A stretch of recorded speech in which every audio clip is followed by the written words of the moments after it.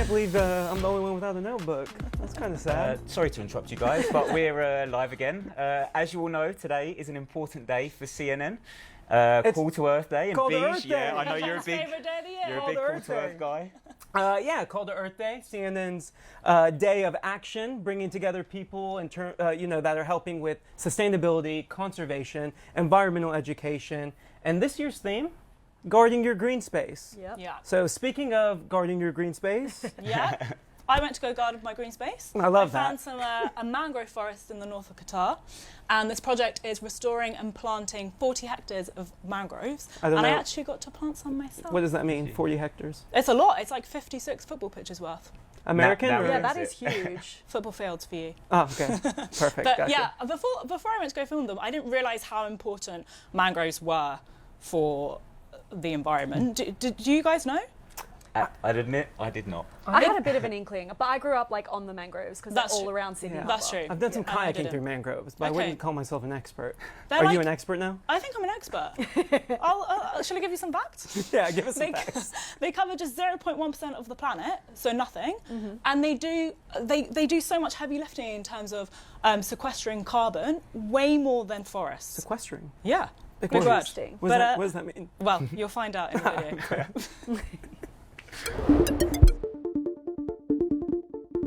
Ready? Yeah, of course.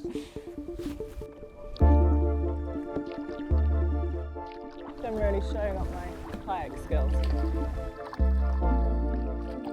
Very clear. Yeah, So crabs as well, do you get here? a lot. I saw already at least 3. I saw a small one. So these species will come here and use this as a refuge.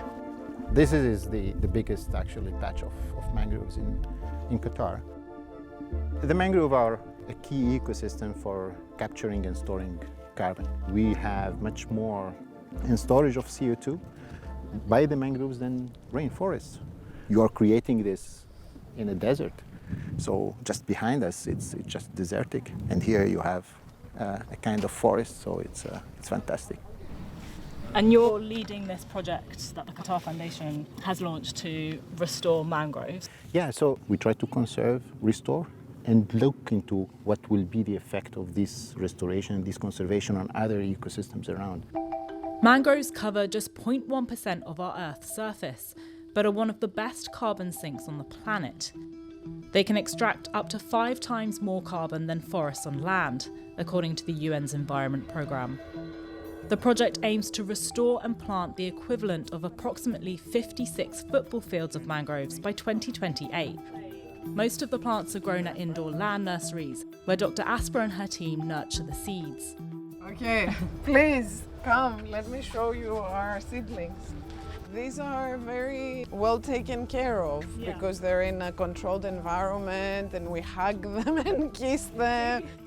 The first stage is to go out and collect seed from the forest. Yeah. And then we bring them to the nursery and we sow the seed in the grow bags that you see.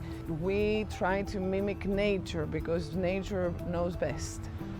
These seeds were collected 20 days ago. So here you can actually see the root. It's pretty strong. Yeah, aren't they beautiful? So this is 20 days. Yeah. Wow. Dr. Asper is also experimenting with outdoor nurseries on the same coastal site where the mangroves are transplanted once they're ready to survive on their own. Good morning. So the difference between this one and the land nursery is that this is not a controlled site. Exactly, but it is a protected site. Okay. So it's like a kindergarten. Then they will graduate from here slowly and they will be transferred into high school and university. So you have protection from waves. Is that these fences? Yeah, these Yeah. fences are installed to protect to dissipate wave energy. So people imagine Qatar to be a dry and barren land, but it's full of life. The mangroves are quite rich in biodiversity. They act as a nursery to juvenile fish, shrimps, and crabs, and these also hide within the roots of the mangroves from predators. Try and see if you can lift this. Okay. Test of strength. Into a trap. You should. Oh my god. Yeah. I can't even lift it up.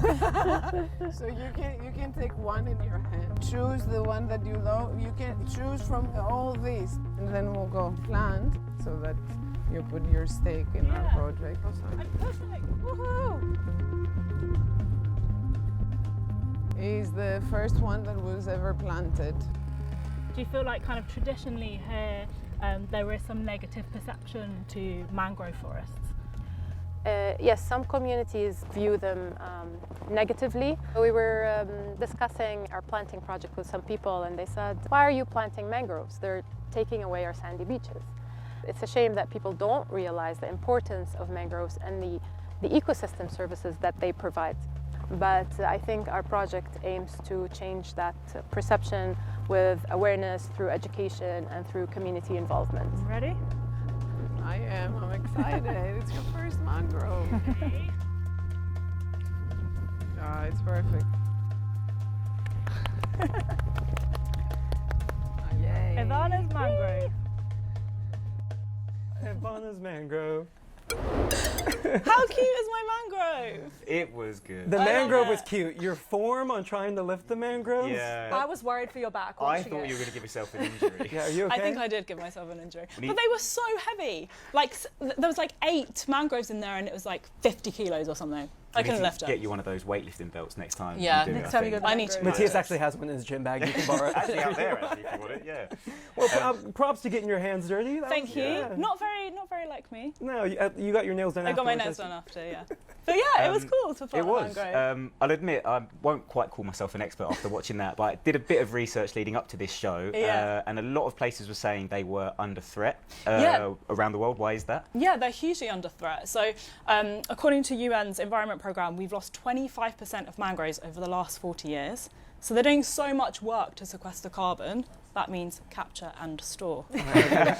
Yeah, we're losing them. And the reason we're losing them is all because of human threat. So agriculture, aquaculture, coastal development, urban expansion means, you get rid of mangroves to kind of develop areas and yeah, we need to try and save them and plant more. Even just seeing like all the individual seedlings, it's quite an ambitious target that they're trying to do here. Yeah, by 2028, so Yeah. it's not far off.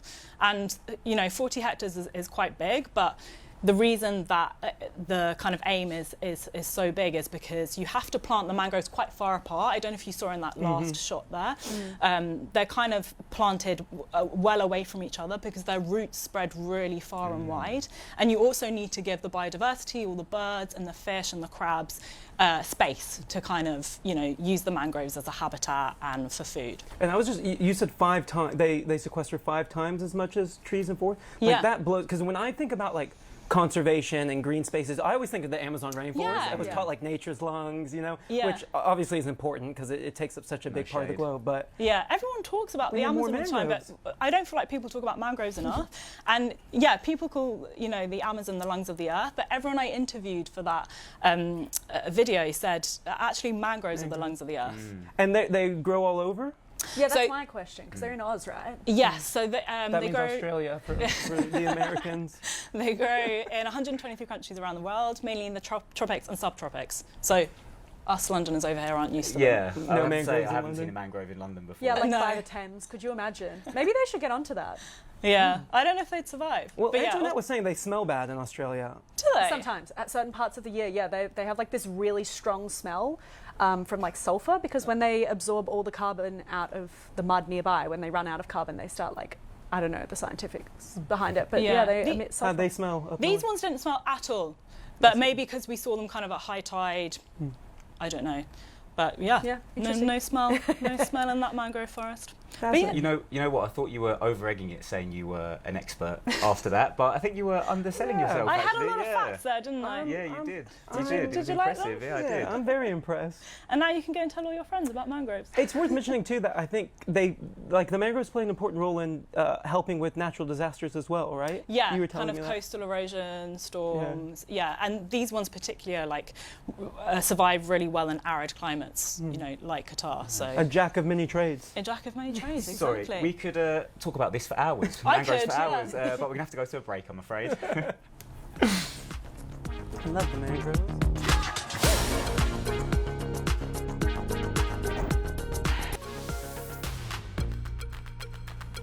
it's important to stay up to date. You know? It is, yeah. Yeah. And so talking about Call to Earth and Guard Your Green Space, you know, one of the pillars that we had talked about earlier was that it's all about environmental education. And this year, I think CNN's partnering with more than 600,000 people around the world. That's a lot. That's a lot. And a lot of those are schools and students. And Antoinette went out with some students. I did. I went out Did with you? more than 100 students, I think, who gave up a day off, which was pretty interesting. Like, that's a pretty cool thing to do. What a weekend On the day. weekend. Yeah, on the weekend. Like, their equivalent of the Saturday. They Fair went out play. to these sand dunes and they were picking up bits of plastic to go into recycling eventually. Hopefully, we'll take a look at the video and see what happened.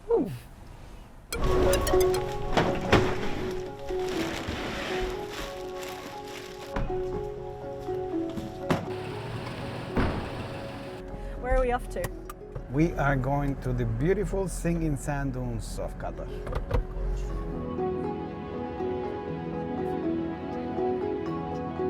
For the past 8 years, Jose has spent his weekends leading cleanups around Qatar. So I noticed as we're driving here, there's like bits of rubbish all along the side. Where's that come from? Because we're out in the middle of nowhere. So every single piece of rubbish that you see, it was thrown deliberately by someone who said, I'll just throw it here, right?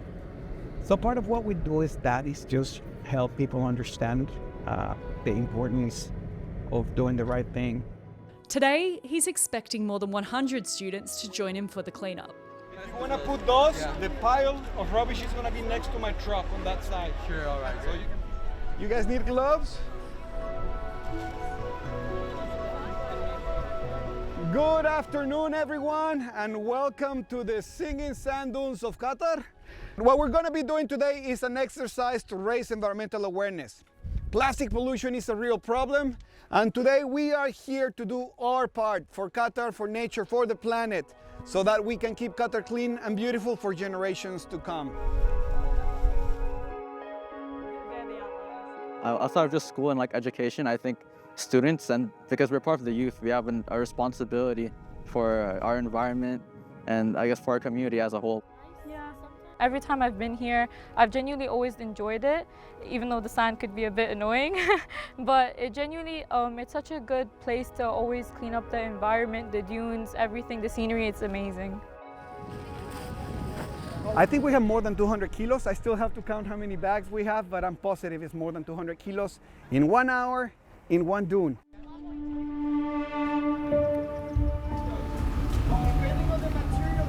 And the recycling education mission doesn't stop there. All right, guys, so plastic where it belongs, every bin for a different material. Recycling is of particular importance in Qatar, where residents generate significant amounts of waste each day. We've been since 2019 at around 1.3 kilograms to 1.5 kilograms of domestic solid waste per capita per day, in which, of course, plastic is a big portion of that. Unfortunately, not much of this is being recycled or sent to recycling facilities. So such efforts like going and trying to raise awareness, community awareness to collect this plastic is very important. I was just so impressed that all of these young kids were spending their Saturdays equivalent, like out there picking up That is rubbish in the impressive. dunes. Yeah. And I think like a big part of Call to Earth, as you were saying, is about education, but it's also about community. And for so many of these kids, it was like a way to make friends and meet new people. And it was cool that they were doing that around this environmental initiative. Yeah. Were you kind of shocked at how much rubbish there was in the desert? I absolutely was, actually. Yeah. 200 That was kg. an impressive effort by Yeah. those kids. Estimated, Yeah. estimated 200 Yeah. kg in one afternoon. And he does this every week. Yeah, he goes out every Friday. So Jose like volunteers. He does this often. And like the thing is, I think it's important that they are picking it up because plastic, as we know, takes between 20 to 500 years to break down. So if it's not being collected, then, you know, it's breaking down into air particles, into the sand. We know that we're consuming a lot of plastic every day, and that's not great for us either. So it's quite a cool initiative. Yeah, And was that all that plastic and that rubbish, was that kind of people going to the desert and leaving it, or is it blown over from the city? We don't know. So it could be a combination of both. Like it could just be that it is like around the city, and because the sand dunes are a bit further out, that it's getting blown out there. But also a big part of it is that people go out to the sand dunes to have fun and enjoy themselves, and it might not even be like bad intention. Like people might put it into a bag and think like, oh yeah, that bag will then go to a bin, but it just doesn't make it to the bin in the end. So it was really interesting. And on that education point, I think sometimes I can maybe feel a bit defeatist about the environment and the state of the planet. And in particular, you know, in London, for example, when you see maybe parents even encouraging their kids to kind of drop the rubbish at the side of the road, and going somewhere I've been to off the top of my head, like New Zealand, for example, and I'm sure it's the same in Australia, they have, it feels like almost a real connection and care for the earth and for their country. And I think so much of that starts from, you know, educating them at a young age. So, you know, I feel a bit more optimistic about things after seeing that. And all these kids cared about this, right? Yeah. Like they were out there in their spare time and they felt good about it. That's what I was going to say. A lot of, when we talk about conservation and climate, a lot of it can feel like doom and gloom. Yeah. But I'm glad you did this piece, because it's a nice feel-good piece that, you know, there is still hope out there. Some people are, you know, doing what they can. Yeah, and it's true, like you have to create a habit from a young age. For sure. So that people grow up into adults who want to we were saying before, like I don't remember learning to recycle, but I know it's something at some point that we were all taught. Yeah. Which is interesting. And there's so much plastic in the world, right? Like there's 8.3 billion tons of plastic has ever been produced. Wow. According to the UN. So like we need to do something with that. Microplastics are scary. Yeah. Really scary. And we don't know enough about them. Yeah. And I think also like over 50% of plastic production ever manufactured has been produced since 2000. That's what the European Environment Agency says. It's a lot of plastic, right? It's and like lot. what we were saying, we're talking before, someone had the stat about how much of it actually gets recycled. Yeah, I think it's 9%. Yeah, like nothing. It's not very much. Antoinette won't drink out of a plastic bottle because she's scared of the microplastics. I don't like it, but CNN also reported like even when you twist the cap off a plastic bottle, microplastics will go into your water. So. I'm scared about microplastics now after hanging out with Antoinette. Yeah, that's like my Roman Empire. Anyway, I'm sure we can keep talking about this, but we're going to go to a quick break. You got it all.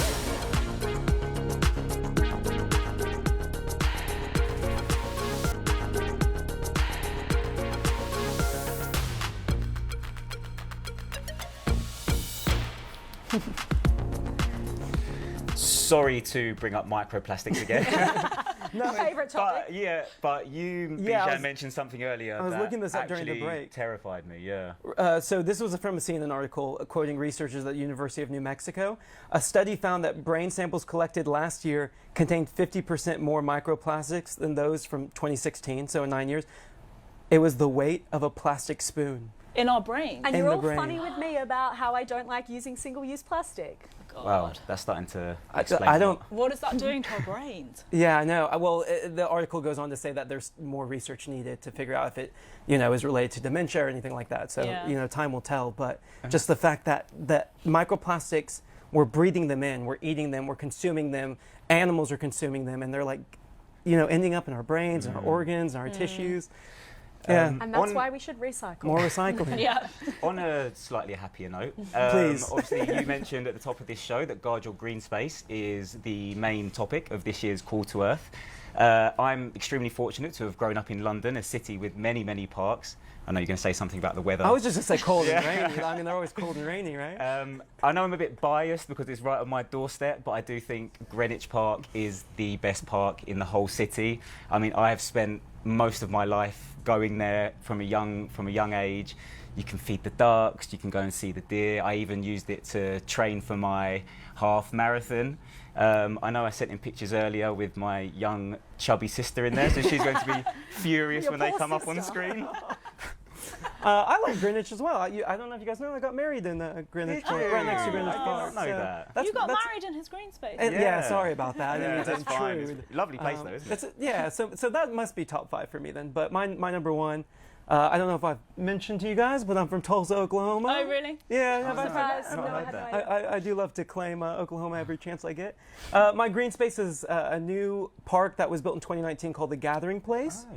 It is 66 acres of greenery and playgrounds, and every time I go home I just have to go visit and get lost walking through there. When my wife comes to visit with me, we always go, and it's one of our favorite things to do in the city. You have a cool So, little water shout out Tulsa. sculpture thing there as well. Yeah, there's a lot of water playgrounds there, so it keeps me busy, you know, which is good. Yeah, I'm like a little child running around there.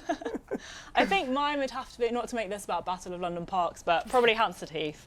It's the most iconic, sorry Matthias, park in London. Agree to disagree. It doesn't look like London, but I just love it. It's huge, you can swim in the ponds. It's a real kind of dog park, everyone's like walking their dogs. And it kind of reminds me in a really weird way of the pandemic, because it was my park that I used to go and do a big loop of and have a bit of, you know, escape from and get out of the house. How far are your parks away from each other? All far. They're like opposite ends of London, right? Yeah. And I know your near one is also Primrose Hill, right? And yeah, so Primrose Hill everybody always bangs on about that being the best view of London. But I have to say, the best view of London from anywhere has to be from the top of Greenwich Park. Okay, I love Primrose Hill myself personally, and Hampstead Heath, but my green space actually isn't green. So we were saying it can be like green space, brown space, blue space. God, that's a bit of a tongue twister. Green space, brown space, blue space. But mine would have to be Bondi Beach in Sydney. I just love it. Like, you could be having the worst day ever and you go to the beach and you have a swim and everything's good. And it's so beautiful. We've got like heaps of wildlife there. Like, you can, like, sometimes people see dolphins off the back of Bondi, which is like super cool, obviously, for a big city. I feel like that's way cooler than any of our green spaces. Yeah. Like having a beach as your green space. Yeah, I love it. It's I do really nice. love it there. Touristy area? Very touristy, yeah. Some Sydney-siders will probably be like, oh no, Bondi's not that good because it's full of tourists, but like, I'm from Sydney and I love it. And it's full of tourists for a reason, I'm guessing. It's exactly. magical. Exactly, but anyway, that's enough about green spaces. What have we got coming up? Yeah, let's look ahead to next week. So next week our show is going to focus on beauty in the age of social media and how kind of social media and filters, you know, you can get all these filters that make your lips bigger and make you look glowy. They've all kind of changed kind of beauty ideals and what people want to look like, basically.